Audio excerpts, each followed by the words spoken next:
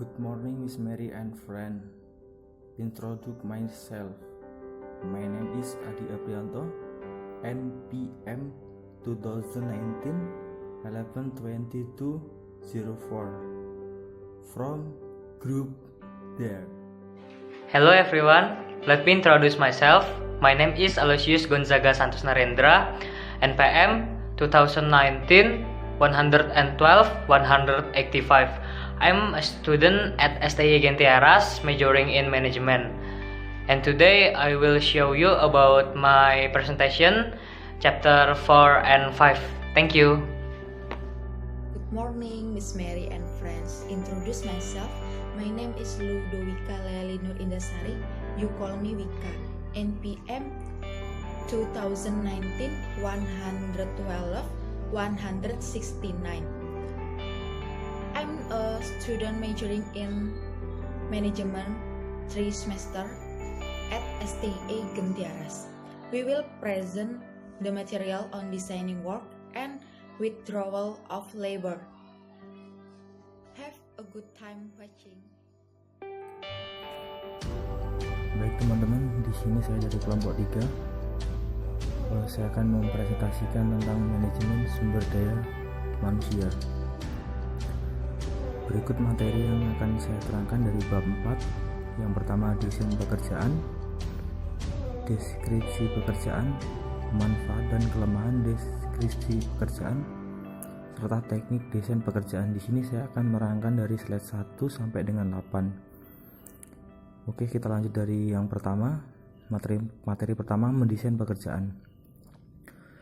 Bisa dilihat ya, pengertian desain pekerjaan. Desain pekerjaan itu sendiri berfungsi menetapkan kegiatan-kegiatan kerja seseorang karyawan secara organisasional atau proses penentu suatu tugas-tugas yang harus dilaksanakan oleh pemegang jabatan. Hak untuk pekerjaan tersebut dan tanggung jawab dari suatu pekerjaan. Di pihak lain, desain pekerjaan dikatakan job design is concerned with the way that tasks are combined to form complete job. Dalam kurung Marihot Tua 2005. Desain pekerjaan atau job design adalah proses penentuan tugas-tugas yang akan dilaksanakan. Metodenya itu sendiri yang digunakan untuk melaksanakan tugas-tugas ini dan bagaimana pekerjaan tersebut berkaitan dengan pekerjaan lainnya di dalam organisasi menurut Sunarto dan Sahendi Nur dalam kurung 2003. Fokus desain pekerjaan yang dapat dilakukan individu pada kelompok kerja yaitu: yang pertama, pekerjaan individu dapat diperkaya dengan mengelompokkan tugas-tugas ke dalam unit-unit kerja dasar. Pendekatan yang berkaitan dengan mengombinasikan beberapa tugas ke dalam suatu pekerjaan. Tadi yang kedua. Lalu yang ketiga, dalam memperkaya pekerjaan adalah membuat hubungan langsung dengan klien atau pelanggan. Lalu yang keempat, umpan balik yang cepat dan khusus harus dimasukkan ke dalam sistem yang cocok. Lalu yang kelima, pekerjaan individu dapat diperkaya melalui muatan kerja vertikal. Yang meningkatkan tanggung jawab individu pada perencanaan, pelaksanaan dan pengendalian pekerjaan. Nah, di sini saya memiliki kerangka acuan pekerjaan menurut Sunarto dan Sahendi Nur tahun 2003. Bisa saya zoom dan bisa dilihat di sini kerangka acuan atau desain pekerjaan ya teman-teman, bisa dilihat. Nah, lanjut kemudian yang B, deskripsi pekerjaan. Deskripsi pekerjaan harus dapat dikatakan ringkas dan akurat yang menunjukkan apa yang dikerjakan oleh karyawan, bagaimana mereka mengerjakan dan kondisi di mana tugas dilaksanakan. Fakta tadi harus diorganisasikan dengan cara tertentu agar aplikatif. Deskripsi pekerjaan akan lebih sahih sekiranya terbaru Shimamura 2004. Berikut ini terfokus pada muatan pekerjaan. Jadi yang pertama, lalu yang kedua deskripsi secara pekerjaan sebenarnya dilakukan oleh pemegang jabatan. Menentukan keluaran pekerjaan, memberikan indikator kuantitatif dari hasil yang diharapkan sebagai persyaratan normal. Yang ketiga, menghindari bahasa yang kabur, membuat peringkat komponen pekerjaan dalam urutan signifikasi dan waktu yang dicurahkan untuk setiap saatnya. Yang keempat, gunakan deskripsi yang terpisah untuk setiap posisi pekerjaan dipadukan hanya jika deskripsi yang tidak menunjukkan bahwa isi dan persyaratan pekerjaan itu sebenarnya sama. Lalu materi yang ketiga adalah manfaat dan kelemahan deskripsi pekerjaan. Manfaat deskripsi pekerjaan antara lain untuk desain organisasi, klarifikasi, tanggung jawab, rekrutmen, desain tes, wawancara, orientasi, pelatihan, evaluasi pekerjaan, survei kompensasi, penetapan keluar (Shimamura 2004). Desain organisasi, klarifikasi, tanggung jawab, rekrutmen, desain tes, wawancara, orientasi, pelatihan, evaluasi pekerjaan, penilaian pekerjaan, survei kompensasi, penempatan keluar. Kelemahannya sendiri, di samping membantu proses evaluasi, organisasi dan pengendalian dan rekrutmen, deskripsi pekerjaan yang bersifatnya naratif dapat menimbulkan efek bumerang, hal yang sama sekali berlawanan dengan kegunaannya. Lalu materi yang keempat, teknik desain pekerjaan. Teknik desain pekerjaan adalah teknik yang digunakan untuk mengubah prosedur kerja dan tanggung jawab pada situasi yang ada, meningkatkan atau mengurangi masa kerja. Teknik-teknik desain pekerjaan sangat menolong dan menyikapi masalah moral kerja yang disebabkan oleh kebosanan atau pekerjaan yang tidak berhubungan. Nah, di sini saya memiliki teknik desain pekerjaan kelompok dan individu. Bisa saya zoom. Nah, bisa dilihat teman-teman teknik desain individu ini dan teknik desain kelompok.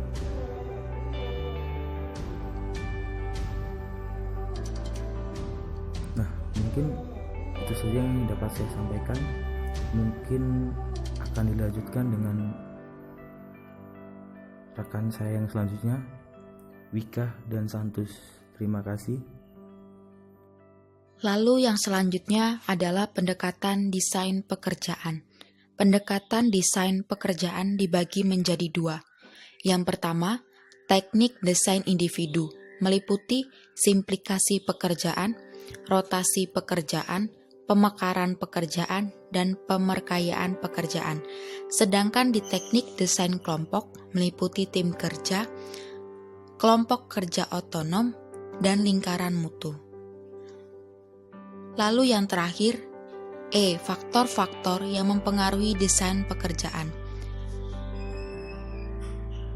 Menurut Shimamura tahun 2004, ada 3 faktor yang mempengaruhi desain suatu lokasi, yaitu faktor lingkungan, faktor organisasional, dan faktor keperilakuan. Yang pertama, faktor lingkungan itu dibagi menjadi 2, yaitu sistem politis, di mana semua organisasi dipengaruhi oleh sistem politis dan lingkungannya. Organisasi harus memenuhi undang-undang lokal, internasional, maupun regulasi. Lalu yang kedua ada ekspektasi sosial, di mana sebagian pembentukannya termasuk ekspektasi sosial, kultur, etika kerja, dan agama yang membantu terbentuknya ekspektasi sosial. Lalu faktor yang kedua adalah faktor organisasional, meliputi biaya, otomasi, teknologi, integrasi fungsional silang, serikat pekerja, dan struktur dan filosofi. Lalu faktor yang ketiga adalah faktor keperilakuan. Faktor keperilakuan dibagi menjadi dua, yaitu bauran keahlian kumpulan tenaga kerja dan perancangan pekerjaan yang sesuai dengan kebutuhan pada karyawan dan teknologi. Lalu yang F, klasifikasi pegawai. Klasifikasi pegawai adalah sebagian pengkategorian pegawai yang ditempatkan sesuai dengan jenis pegawai dan jenis kecakapannya atau keterampilannya, pengetahuan dan kemampuan yang diperlukan. Di dalam klasifikasi pegawai, terdapat dua macam yang dipergunakan. Yang pertama, pegawai-pegawai dibagi dalam klasifikasi okupasi yang umum. Yang kedua, dalam setiap klasifikasi okupasi yang umum, pegawai dibedakan menurut tingkat tanggung jawabnya. Adapun sistem klasifikasi yang sering dipergunakan baik oleh organisasi publik maupun organisasi swasta adalah: yang pertama, masukan informasi adalah bagaimana memperoleh informasi yang diperlukan untuk pelaksanaan kerja. Yang kedua, proses-proses mental adalah pertimbangan yang diambilkan dalam pembuatan keputusan, perencanaan, dan aktivitas-aktivitas proses informasi yang dilibatkan dalam pelaksanaan pegawai. Output pegawai adalah termasuk aktivitas fisik apa yang dilakukan oleh pegawai serta alat-alat apa yang diperlukan. Yang ketiga, relasi dengan orang, yaitu kebutuhan relasi seperti apa yang diperlukan oleh pegawai. Yang keempat, konteks pegawai yang termasuk konteks fisik dan konteks sosial mengenai apa yang diperlukan pegawai. Yang G, peranan Departemen Sumber Daya Manusia pada desain pekerjaan.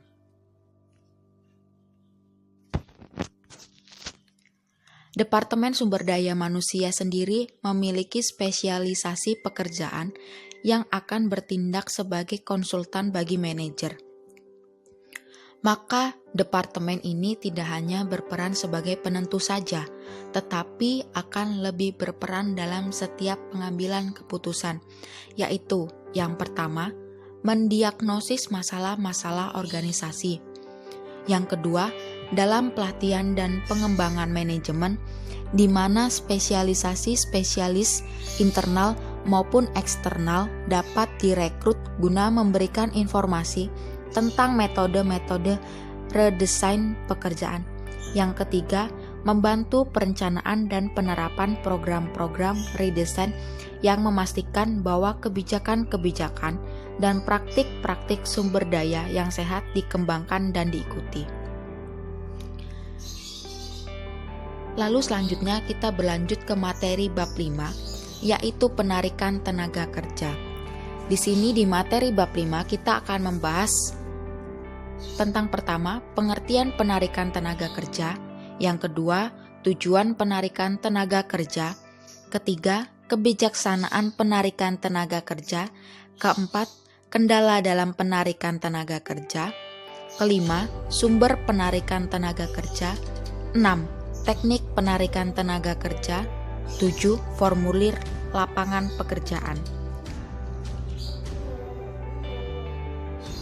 Materi yang pertama, pengertian penarikan tenaga kerja. Menurut Sulistiani dan Rosidah tahun 2019, penarikan tenaga kerja atau rekrutmen adalah proses mencari, menemukan, dan menarik para pelamar untuk menjadi pegawai pada dan oleh organisasi tertentu atau sebagai ikut aktivitas mencari dan memikat pelamar kerja dengan motivasi, kemampuan, keahlian, dan pengetahuan yang diperlukan untuk menutupi kekurangan yang diidentifikasikan dalam perencanaan kepegawaian. Yang kedua, menurut Bernardian dan Russell tahun 1993, penarikan tenaga kerja adalah merupakan proses penemuan dan penarikan para pelamar yang tertarik dan memiliki kualifikasi terhadap lowongan yang dibutuhkan. aktivitas penarikan tenaga kerja sangat penting karena mayoritas organisasi, baik pemerintah maupun swasta, berasumsi bahwa pria yang tidak memiliki karyawan yang memiliki keahlian-keahlian yang dibutuhkan tidak ada pegawai-pegawai modern. Kedua, perampingan organisasi dan langkah-langkah penghematan biaya yang dilancarkan dalam tahun-tahun terakhir telah menyebabkan anggaran semakin kecil dibandingkan sebelumnya. Kedua alasan tersebut menunjukkan bahwa penarikan tenaga kerja atau rekrutmen menjadi penting untuk mendapatkan pegawai yang baik dan memiliki komitmen tinggi kepada tugas dan fungsi dalam organisasi. Lalu yang B, tujuan penarikan tenaga kerja. Penarikan tenaga kerja sebagai alat keadilan sehingga sial. Penarikan tenaga kerja sebagai teknik untuk memaksimalkan efisien dan penarikan kerja sebagai strategi responsivitas politik menurut Sulistiani dan Rosidah tahun 2019. Dibagi menjadi 3, yaitu penarikan tenaga kerja sebagai alat keadilan sosial. Kedua, penarikan tenaga kerja sebagai teknik untuk memaksimalkan efisien. Ketiga, penarikan tenaga kerja sebagai strategi responsivitas politik. Upaya mendapatkan pegawai yang baik dan memiliki komitmen yang tinggi, rancangan program penarikan tenaga kerja yang baik. Dasar program penarikan tenaga kerja yang baik mencakup faktor-faktor berikut. 1. Program penarikan tenaga kerja memikat banyak pelamar yang memenuhi syarat. Kedua, program penarikan tenaga kerja tidak pernah mengkompromikan standar seleksi. Ketiga, berlangsung atas dasar berkesinambungan. Yang keempat, program penarikan tenaga kerja itu kreatif, imajinatif, dan inovatif. Lalu yang D,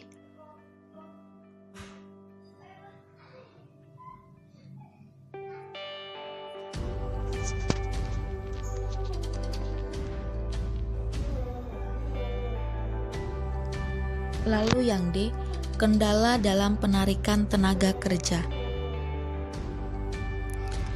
Berbagai penelitian dan pengalaman banyak orang dalam penarikan tenaga kerja menunjukkan bahwa situs yang biasa-biasa saja dapat mengambil 3 bentuk, yaitu menghubungkan yang bersumber dari organisasi yang berhubungan, kebiasaan para pencari tenaga kerja itu sendiri, dan faktor eksternal yang bersumber dari lingkungan di mana organisasi bergerak menurut Sondang S. tahun 2008. Faktor yang pertama yaitu faktor organisasional. Faktor organisasional ini dibagi menjadi 2. Yang pertama, kebijaksanaan promosi dari dalam. Yang kedua, kebijaksanaan tentang imbalan. Di kebijaksanaan tentang imbalan ada 4 hal yang perlu dipertimbangkan. Yang pertama, kepentingan para anggota organisasi yang dalam banyak hal dalam kesepakatan antara pekerja dengan manajemen. B. Kemampuan organisasi yang memberikan ketidakseimbangan pada tingkat tertentu. C. Keharusan menaati berbagai peraturan perundang-undangan. D. Pertimbangan lokasi. Selanjutnya adalah kebijaksanaan penarikan tenaga kerja. Kebijaksanaan penarikan tenaga kerja menggambarkan keinginan atau tujuan penarikan tenaga kerja. Misalnya, manajemen akan berusaha mendapatkan orang yang terbaik untuk jabatan atau berusaha mengatakan semua jabatan dengan mereka yang memiliki syarat-syarat yang sebaik-baik. Kemudian banyak pertanyaan atau masalah yang harus dijawab. Misalkan, apakah masa kerja yang lama dalam organisasi dipandang sebagai suatu kecakapan yang terbaik? Yang kedua, Apakah pekerja pertama-tama akan memberi kesempatan pekerjaan untuk pegawai-pegawai lama? Yang ketiga, apakah kemampuan pegawai lama yang memenuhi syarat-syarat yang minimum untuk jabatan menutup pertimbangan terhadap orang-orang luar yang mungkin lebih cakap? Ada kebijakan tentang status kepegawaian serta rencana sumber daya manusia. Nah, yang kedua, kebiasaan pencarian tenaga kerja. Di sini ada segi positif dan segi negatifnya. Nah, kalau segi positif ini, proses penarikan tenaga kerja dapat berlangsung dengan relatif cepat karena berkat pengetahuan dan pengalamannya, para pencari tenaga kerja itu telah menguasai rencana SDM dalam organisasi. Terus kalau dari segi negatif lain, itu sikap pandang mudah terhadap tugasnya, sehingga usaha penarikan tenaga kerja dihentikan jika telah ada lamaran yang masuk dan tidak lagi berusaha mencari alternatif lamaran sehingga benar-benar terbaiklah yang diterima. Nah, ini yang ketiga, ada kondisi eksternal lingkungan. Di dalamnya itu ada tingkat pengangguran, kedudukan organisasi pencari tenaga kerja baru, langkah tidaknya keahlian atau keterampilan tertentu, proyeksi angkatan kerja pada umumnya, peraturan undangan di bidang ketenaga kerjaan, praktik penarikan tenaga kerja oleh organisasi-organisasi lain, serta tuntutan tugas yang kelak akan dikerjakan oleh para tenaga kerja yang baru.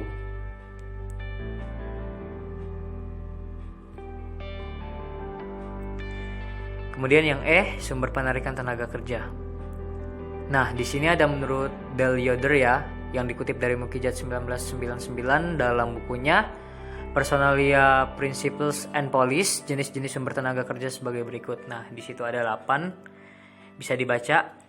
Ada sumber dari dalam, ada penarikan tenaga kerja oleh pegawai lama, pesaing-pesaing sebagai sumber tenaga kerja, applicants and waiting list, kantor urusan pegawai baik milik pemerintah ataupun milik swasta yang dimaksud, itu pegawai-pegawai yang telah pensiun, serikat pekerja, kader-kader pimpinan, orang-orang yang baru pindah dari daerah lain, dan orang-orang yang menggembara di samping sumber di atas. Penarikan tenaga kerja dilakukan juga melalui dari dalam perusahaan itu sendiri. Kemudian teman-teman pegawai perusahaan, jawatan penempatan tenaga kerja, lembaga-lembaga pendidikan, advertensi, dan sumber-sumber jumlah lain.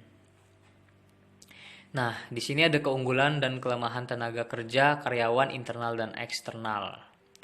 Itu di tabel kolom kiri itu ada internal, kolom kanan ada eksternal. Kalau kita bahas dari keunggulan internal ya, karyawannya telah familiar dengan perusahaan, biaya penarikan tenaga kerja dalam pelatihan lebih rendah, peluang berhasil karena penilaian kemampuan dan keahlian lebih cepat. Kalau kelemahan di internal itu ada konflik politik, promosi posisi, tidak berkembang, masalah moral dipromosikan.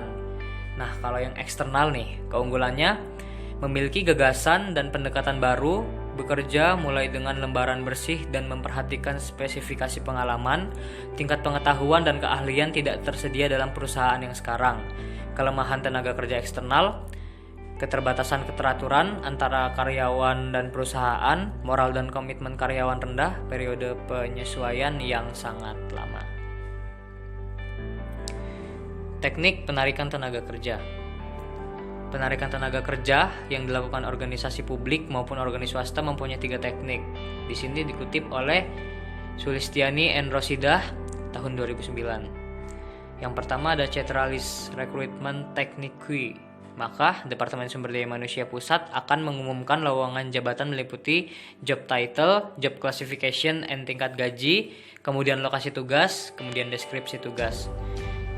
Ada kualifikasi minimum, mulai pendaftaran, prosedur pelamaran, penutupan pendaftaran. Yang kedua, ada Decentralized Recruitment Technique. Yang ketiga, name request. Yang kedua ini, yang dimaksud penarikan tenaga kerja semacam ini dipergunakan untuk posisi-posisi yang bersifat khusus, misalnya seperti jabatan profesional, ilmiah, atau administrasi untuk instansi tertentu. Kalau name request di sini contohnya penarikan tenaga kerja berdasarkan kebutuhan pegawai dalam suatu instansi. Para pegawai yang terpilih meminta izin birokrasi tertentu untuk menentukan apakah seseorang sesuai dengan kualifikasi tertentu. Selanjutnya mereka akan dinasihati oleh birokrat. Di sini ada kelemahan dari teknik name request. Yang pertama, karena dapat mengarah ke sistem Crunchium dalam pengangkatan seseorang dan bisa bertentangan dengan tujuan-tujuan social equity atau efisiensi dari instansi-instansi. Yang kedua, karena dapat membatasi hak-hak pegawai. Yang ketiga, dapat secara tidak mengeluarkan adil nama-nama dari pelamar yang telah ada terlebih dahulu dalam daftar. Kemudian ke formulir lamaran pekerjaan. Formulir lamaran pekerjaan adalah catatan permanen dari kualifikasi pelamar untuk suatu pekerjaan. Pengisian formulir lamaran dapat juga digunakan sebagai alat penyaringan untuk menghasilkan umum. Di sini spesialis sumber daya mereview semua surat lamaran dan penilaian keinginan umum setiap pelamar.